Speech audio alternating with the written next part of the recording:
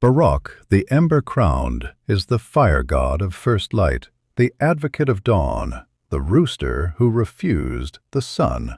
In the forgotten valley suspended between waking and nightmare, the sky is locked forever in pre-dawn, that violet breath before ignition. It is not night, it is not day. It is a held verdict. Barokh stands at the horizon upon the basalt spire called the Bar of Ash, taller than a war horse, his wings cathedral-wide and woven from scorched starlight. His feathers shift between obsidian and molten copper. Talons of blackened iron glass sink into stone, leaving glowing fissures in their wake. Above his comb burns the ember crown, fractured shards of the last sunrise he ever ignited, orbiting like a shattered halo. They flicker but never fully flare. The gods made certain of that. Barokh is not merely symbolic fire. He is ignition itself. In this cosmology, the sun does not rise automatically. It is a celestial furnace waiting for a spark. Every dawn is a controlled detonation of divine combustion. Barokh's crow is the strike, flint against the horizon. When he unleashes it fully, the sound compresses into a spear of white gold force that pierces the world's edge and slams into the solar heart below. Fusion answers, and the sun roars upward. He does not announce the dawn. He lights it. Long before the curse and the rebellion, Barokh served as chief counsel in the court of Horizon. Dawn required petition. Each morning had to be argued before the ancient forces of light, shadow, time, and mortality. The court convened at the threshold of radiance and shade, where the edge of the world hummed like a drawn bowstring. Light spoke first, sharp and crystalline, insisting illumination was the natural order. Shadow replied with velvet gravity, warning that without contrast, light became blindness. Time paced, objecting to stagnation. Mortality remained seated, measuring cost in silence. Barokh stepped forward, robed in wings of flame. He did not plead. He presented evidence. A field nearly ready for harvest. A symphony unfinished but evolving. A tyrant not yet confronted. A child on the verge of forgiveness. Potential was not theoretical, he argued. It was measurable momentum. Dawn was not mercy. It was opportunity. He was devastatingly effective. His crow sealed the verdict. Sunrise followed, but over the ages he saw the pattern calcify. Cruelty recycled. Ambition devoured itself. Dawn became procedural, granted because it always had been, not because it was earned. Winning, he learned, was not the same as justice. So the fire god did the unthinkable. He objected. He refused to file the petition. He refused to crow. He refused to ignite. The first morning without his voice fractured more violently than thunder. Creatures lifted their heads in confusion. Frost crept farther than it had ever dared. Birds waited for a signal that did not come. Without his spark, the sun starved beneath the horizon. The gods convened. "You are flame," they declared, "not judgment."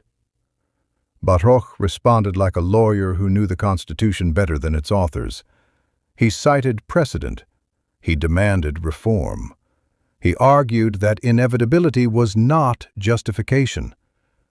Divine egos fracture easily. Their curse was surgical. He cannot die. He cannot leave the valley. He cannot silence the sun's pressure in his bones. He feels it constantly, like a word forbidden on his tongue. His body is locked in that moment before crowing, wings half spread, chest burning with restrained ignition. And here lies the masterpiece of cruelty. If Barokh ever unleashes his full divine crow again, the sun will become permanently self-sustaining, eternal, automatic, unquestionable. Dawn will never again require argument. Oversight will vanish from the cosmos. In that same instant, Barokh will burn to ash. The gods ensured that if he uses his power, he makes himself obsolete, so he stands in restraint. The valley adapts to the violet half-light. Moss glows faintly. Rivers run slow and heavy. Children grow tall without ever seeing true gold. One child returns often. She does not argue policy. She asks questions. Is it bright enough to hurt? Yes. Does it make everything honest? No. She nods, thoughtful. She has never seen full daylight. She wants the choice. Farmers kneel and argue for warmth. Lovers argue for light. Generals argue for conquest and are dismissed with ember-cold contempt.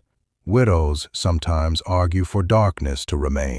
Barokh holds hearings at the edge of the world, drafting glowing writs in the air with his talons, sometimes erasing them before they are complete. He is not anti-light. He is anti-automatic. Fire without judgment becomes wildfire.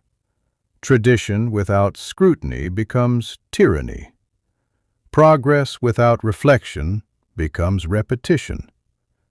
The sun beneath the horizon is changing. It pulses differently now. Not weaker, not stronger. Learning, like an engine studying its operator. Sometimes the horizon threads with unauthorized gold. A rehearsal, a warning. Fusion does not require morality. It requires pressure. Barokh feels the forbidden syllable rise in his throat without consent. It is not language, but force seeking release. Mountains tremble when he swallows it back. The Ember-Crowned spins faster, shards grinding like broken halos against destiny. For a heartbeat, the world tastes daylight. He could end the debate. He could surrender himself to certainty. He could ensure dawn becomes law instead of verdict, and in doing so, remove the question forever. The gods watch. They fear his defiance. They fear his sacrifice more. For if he burns and dawn becomes automatic, their court dissolves. Light will no longer argue with shadow. Time will no longer object. Mortality will no longer measure cost.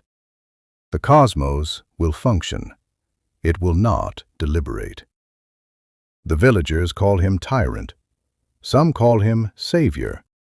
The gods call him liability.